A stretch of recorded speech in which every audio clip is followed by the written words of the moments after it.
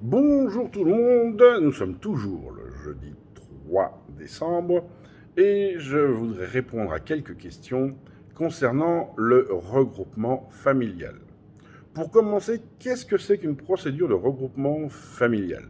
La procédure de regroupement familial est le fait de permettre à une personne étrangère vivant en France en situation régulière, bien entendu, de faire venir sa famille descendante ou épouse de façon légale avec un visa long séjour, comme on peut le retrouver pour les mariages mixtes.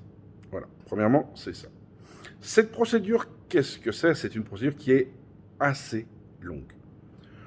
Déjà, alors, d'abord, il faut savoir une chose, c'est que le regroupement familial est géré par les préfectures. Ce n'est pas un centre national. Donc, chaque préfecture peut mettre différentes variantes à la globalité. La première des choses, c'est qu'il faut être sur le territoire français depuis plus de 5 ans. La seconde chose est qu'il faut avoir travaillé en CDI pendant plus de 18 mois et sans interruption et avoir des fiches de paye sur ces 18 mois. La troisième chose, c'est une question de revenus. Les revenus dépendent du nombre de personnes que vous allez recevoir. C'est-à-dire que si vous recevez votre épouse, je crois que c'est 1200 euros, et il y a un quota supplémentaire par enfant supplémentaire. Là encore, c'est variable si vous êtes en Île-de-France, pas en Île-de-France. Ensuite, il y a les conditions de logement. Vous devez être plein locataire, c'est-à-dire que les colocations sont interdites, et vous devez remplir des critères de taille. Ces critères de taille sont en fonction des régions et des départements. C'est un peu plus petit en Île-de-France à cause des prix, et c'est plus grand en province, puisque les prix ils sont plus raisonnables. C'est assez logique. Il y a également la salubrité du logement. La salubrité du logement, qu'est-ce que c'est? C'est-à-dire qu'il va y avoir une visite du logement, qui est faite par des professionnels qualifiés, qui vont vérifier que vos installations d'eau, d'électricité, de chauffage, de gaz, si vous avez du gaz, que tout soit aux normes. Ils vont également mesurer toutes les pièces. Vous devez avoir, si vous avez un enfant, une pièce pour l'enfant supérieure à 9 mètres carrés. C'est une chambre. Vous ne pouvez pas mettre un gamin dans 6 mètres carrés. S'il y a 2 enfants, il y a un prorata par enfant. On ne vous oblige pas une chambre par enfant, ce qui est assez logique puisque ce ne serait pas imposé non plus à la population française. Mais il y a une taille. Vous ne pouvez pas mettre 5 enfants dans 9 mètres carrés. C'est pas possible. Vous n'aurez pas le regroupement familial dans ces cas-là. Il faut savoir que dans le calcul des revenus, tout ce qui est APL, chômage et aides diverses n'est pas pris en compte. On ne prend en compte que le revenu. Il y a beaucoup de gens qui se disent avec les APL, ceci, cela, j'ai le droit, j'y arrive. Oui, mais non. C'est comme si vous aviez 0. Qu'est-ce que vous pouvez faire en cas d'avis défavorable? Alors, il y a des recours par des avocats, par l'OFPRA, trucs comme ça. Faut savoir que les recours aboutissent extrêmement rarement. Voilà. Si on vous dit que votre logement est trop petit, si vous faites un recours, il sera trop petit toujours. La solution, c'est déménager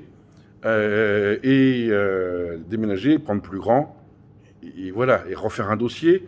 Je sais que c'est long. En moyenne, un dossier, c'est 2 ans, 2 ans et demi, voire plus. Mais c'est comme ça. Voilà, il n'y a pas de délai minimum ni maximum. Il faut le savoir en regroupement familial. Il faut que toutes les conditions soient remplies. Pour ceux qui ont un salaire insuffisant, malheureusement, il n'y a pas de solution si ce n'est trouver un travail mieux payé. Et trouver un travail mieux payé dans la situation actuelle, j'avoue que c'est pas simple. C'est même pas simple, c'est quasiment impossible. Il y a beaucoup de gens qui se sont lancés dans l'auto-entrepreneuriat pour essayer d'avoir des revenus qui soient assez cohérents. Malheureusement, beaucoup d'entrepreneurs en ce moment sont dans des galères infinies, etc. Là, on a vraiment un problème de situation économique. Et ça, malheureusement, c'est pas votre faute. C'est pas non plus la faute du gouvernement. Faut pas leur taper sur la gueule tout le temps. Donc là, j'ai envie de vous dire, si vraiment vous avez un problème de revenus, bah, va falloir différer votre regroupement familial, aussi difficile que ce soit. Ça, c'est important de le savoir. Qu'est-ce qu'il y a d'autre encore à vous dire? Il y en a des choses sur le regroupement familial. C'est vraiment quelque chose de très compliqué. Si votre logement est insalubre, tout dépend de l'insalubrité. Si vous avez des moisissures partout, comme il y en a dans beaucoup de vieux immeubles en région parisienne, bah malheureusement, là encore, déménagez. Il n'y a que ça à faire. D'abord, même pour votre santé propre, hein. Quand on vit dans un endroit qui est pourri de moisissures, pourri de salpêtre, etc., bah vous diminuez votre espérance de vie de dizaines d'années. Donc c'est quand même important voilà. Si c'est des problèmes électriques, des fiches qui sont mal branchées, etc., faites venir un électricien. Vous voyez, même avec vos compagnies d'assurance, il y a des assurances qui prennent en charge les rénovations. Si vous avez un propriétaire, bah, c'est au propriétaire de faire les travaux. Si le propriétaire refuse de faire les travaux, vous contactez les services sociaux de votre ville, qui eux vous feront les travaux et factureront au propriétaire. Voilà. Ça fait partie des choses auxquelles vous avez droit. Il ne faut pas oublier que quand vous êtes locataire, vous avez des droits contre vos propriétaires. Il faut le savoir. Donc voilà un peu les grandes choses. Évidemment, on va vous demander vos casiers judiciaires. Une personne qui a un casier judiciaire long comme le bras n'aura pas son regroupement familial. C'est pas écrit, c'est pas spécifié noir sur blanc, mais c'est assez logique. Voilà, je suis désolé de vous le dire. Les personnes fichées S n'ont aucune chance de faire un regroupement familial pour des raisons évidentes de sécurité nationale. Donc vous voyez, il y a tout un fatras qui est assez compliqué dans tout ça. Est-ce que c'est une bonne solution, le regroupement familial? Je ne sais pas. Je sais que la loi va se renforcer dès le 1er janvier, qu'il y aura des tests de français à faire pour la personne en France et pour la personne à l'étranger, qu'il y aura probablement une formation au FI à l'étranger aussi, obligatoire, et qui se fera en français. Donc si la personne n'est pas francophone, il n'y aura pas de possibilité de formation, donc pas de possibilité de visa.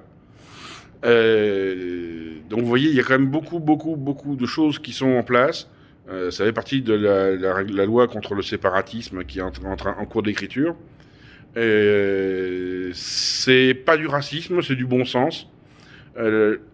À savoir qu'actuellement en France, la France accueille en situation régulière un peu moins de 300 000 personnes par an. Alors, elle dit c'est pas beaucoup, mais c'est quand même énorme, hein, sur un pays de 60 millions d'habitants. Je parle de situation régulière, hein, on est bien d'accord.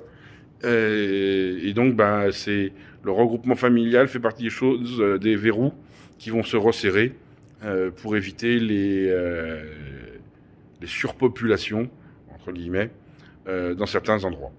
Voilà. J'espère avoir répondu à vos questions. Si vous avez des questions plus précises, n'hésitez pas à les poser en message privé ou même en commentaire. Je ferai tout pour vous répondre, soit moi, soit par Denis. Puisque quand je ne peux pas répondre, c'est Denis qui vous répond par ma voix, hein, de toute façon. Donc n'ayez pas peur. Vous n'aurez que des informations factuelles. Vous n'aurez pas des problèmes. Bonne journée à vous tous. Et surtout, n'oubliez pas, soyez heureux, rendez heureux.